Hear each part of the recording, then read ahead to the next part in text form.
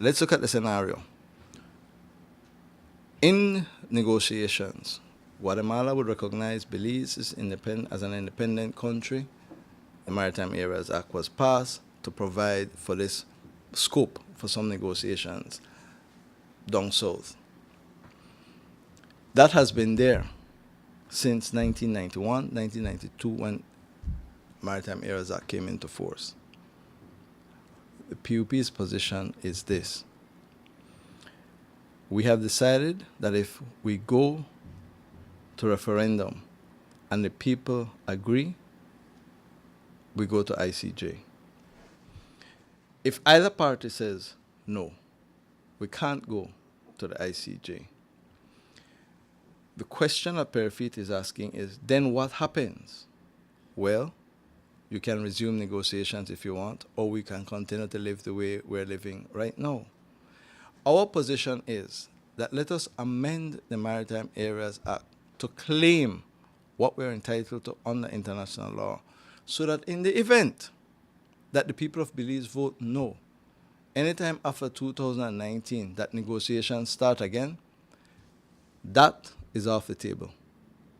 It is no longer open to anybody to negotiate some settlement in the area between the Sarstoon and Ranguana. We are saying that we should take it off the table now. Take it off the table.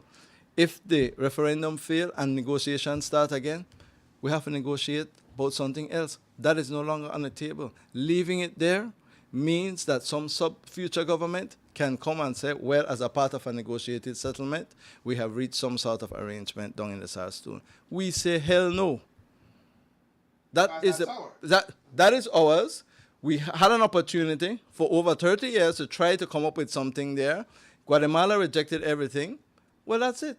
We are withdrawing that. That's no longer on the table. Statement by the Honorable Dean Barrow, Prime Minister of Belize. I will leave it with you. Mr. Barrow chronicles what happened from the 1990s up until 2007. He says in 2008, when they came to office, they inherited the decision that negotiations were at an end, and so they moved. The U.D.P, Wilfred Elrington, signed a special agreement. What he's saying here is exactly what we have said, is exactly what the lawyers have said. It was not until 2007 when the Secretary General of the OAS said negotiations fail. You all have to resolve this. I.C.J. or arbitration. Both countries opted for the I.C.J.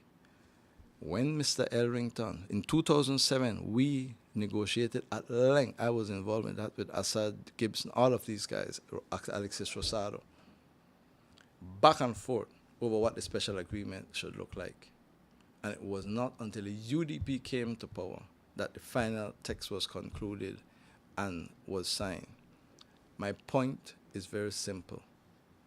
There were many, many, many meetings, negotiation efforts, facilitators' proposals between 1993 and 2007 when everybody agreed negotiations are at an end. And the advice is consistent.